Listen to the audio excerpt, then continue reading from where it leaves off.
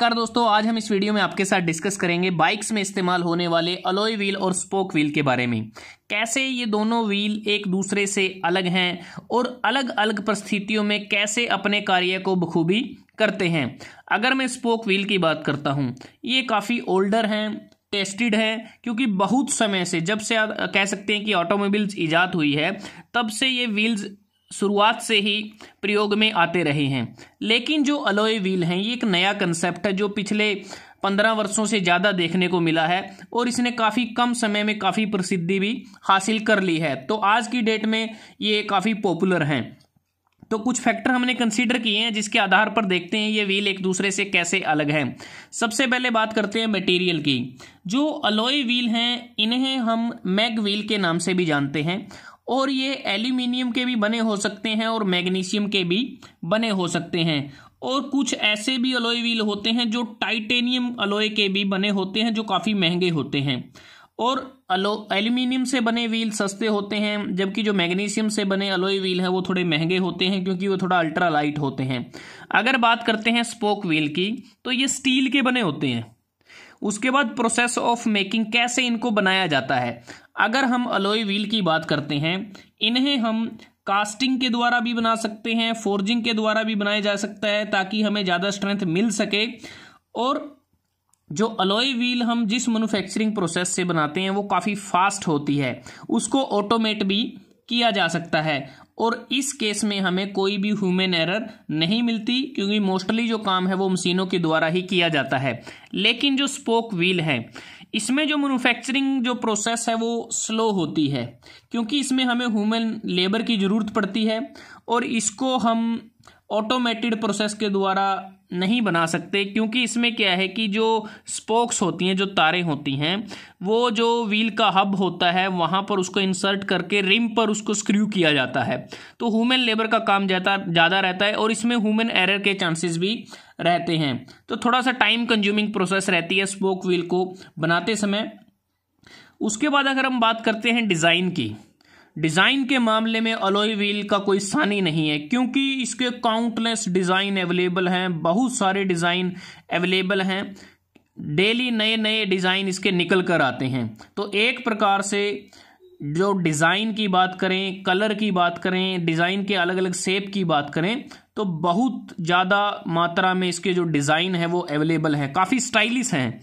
लेकिन जो spoke wheels हैं, इसके जो डिज़ाइन है वो लिमिटेड ही डिज़ाइन है अगर हम बात करते हैं।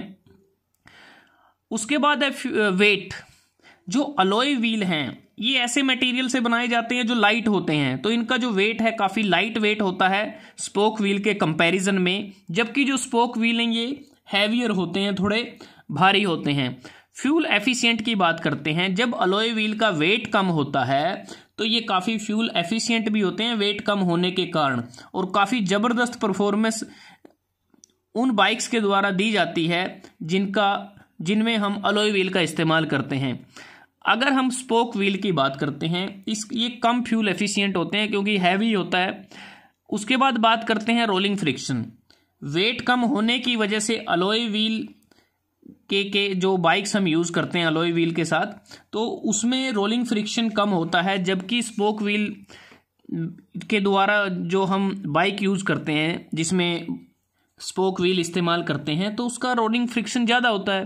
ड्यूरेबिलिटी की अगर हम बात करते हैं, ड्यूरेबिलिटी एक प्रकार से मजबूती की बात हो रही है यहाँ पर, तो अलॉय व्हील की जो ड्यूरेबिलिटी है वो कम होती है क्योंकि ये लाइट और सॉफ्ट मेटल से मिलकर बने होते हैं और एक प्रकार से जो रोड के जर्क्स हैं, शॉक्स हैं, तो उससे इनको दिक्कत आ जाती है, कई बार डैमेज भी हो जाते हैं ये। लेकिन जो स्पोक व्हील हैं, इनकी जो ड्यूरेबिलिटी है वो ज़्यादा होती है और ये रोड बम्प्स को, जर्क्स को बिना किसी प्रॉब्लम के बियर कर सकते हैं। यही कारण है कि इनको हम काफ़ी जो ऑफ रोड कंडीशंस हैं, काफ़ी ऊबड़ खाबड़ हैं या डेजर्ट है या जो माउंटेन राइडिंग है, तो वहाँ पर इनका ज़्यादा इस्तेमाल किया जाता है। रिपेयर की अगर हम बात करते हैं, जो अलॉय व्हील की जो रिपेयर है वो ईजी नहीं है थोड़ा सा, और कॉस्टली रिपेयर होती है क्योंकि अगर अलॉय व्हील में थोड़ा सा भी डैमेज हो जाता है, डैमेज का मतलब है कि अगर कोई बेंडिंग हो जाती है या कोई एक जो कॉर्नर वगैरह टूट जाता है तो उस केस में क्या है कि हमें एंटायर पूरे व्हील को बदलना पड़ता है। और इसमें क्या है, जो स्पोक व्हील हैं तो यहाँ पर क्या है कि ये इसकी जो रिपेयर है वो इजी है, रिपेयर कॉस्ट भी कम है। इसमें क्या होता है कि हम जो इंडिविजुअल स्पोक अगर डैमेज हुई है तो उसको चेंज कर देते हैं।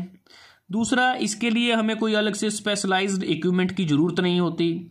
और कोई भी सड़क के आसपास अगर कोई मार्केट में कोई भी रिपेयर वाला पर्सन बैठा है तो इसको बड़ी आसानी से इसको ठीक कर सकता है।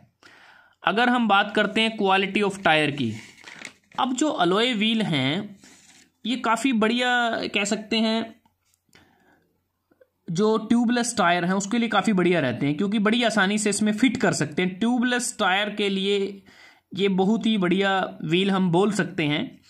और जो स्पोक व्हील हैं मोस्टली तो अगर हम बात करें ट्यूब्ड टायर के साथ इसका इस्तेमाल किया जाता है, लेकिन वर्तमान समय में बहुत से मैन्युफैक्चरर ऐसे हैं जिन्होंने इसमें जो एक्चुअली होता क्या था कि जो स्पोक हम यूज़ करते थे और जो रिम होता था वहाँ पर एक ज्वाइंट होता था, तो उस ज्वाइंट को सील कर दिया है। जैसा आपको इस डायग्राम में नज़र आ रहा है, यहाँ पर ये सीलिंग प्रोवाइड कर दिया उस ज्वाइंट पे, जिससे क्या है कि अब जो स्टोक व्हील हैं उसे हम ट्यूबलेस टायर के साथ भी इस्तेमाल कर सकते हैं।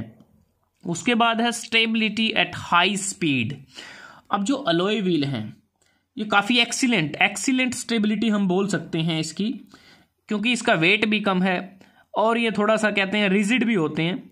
और यही कारण है कि हाई स्पीड पे ये अपनी स्टेबिलिटी को बरकरार रखते हैं और इसे हम जो रेसिंग बाइक्स में इसका इस्तेमाल करते हैं।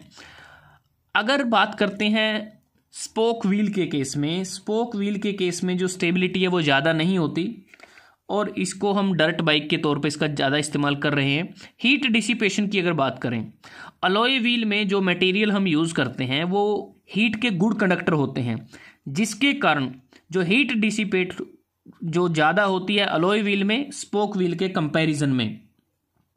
तो एक प्रकार से जो ब्रेक की ओवर हीटिंग की प्रॉब्लम होती है वो अलॉय व्हील के केस में कम हो गई है, बहुत ज़्यादा कम हो गई है। स्पोक व्हील की अगर बात करें, इसमें क्या है कि जो मटेरियल है वो ज़्यादा हीट डिसिपेट नहीं करता, तो जिसके कारण क्या है कि यहाँ पर कई बार ब्रेक ओवर हीटिंग की प्रॉब्लम आ जाती है।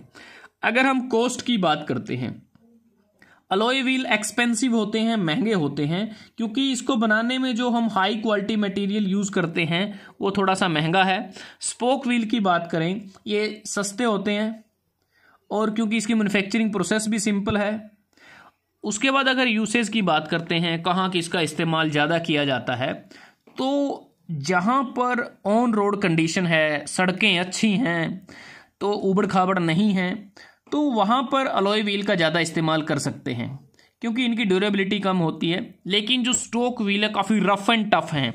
जो ऑफ रोड कंडीशंस हैं, चाहे माउंटेन की राइडिंग है, चाहे डेजर्ट की में बाइकिंग करने का शौक़ हो, तो अगर हमें बाइक को बिल्डिंग की हाइट से ऊंचे भी इसको जंप करवा सकते हैं, क्योंकि जो स्पोक्स होते हैं काफ़ी ड्यूरेबल होते हैं, तो वो जो जर्क होंगे, जो भी शॉक लगेंगे उसको ये एब्जॉर्व कर लेते हैं।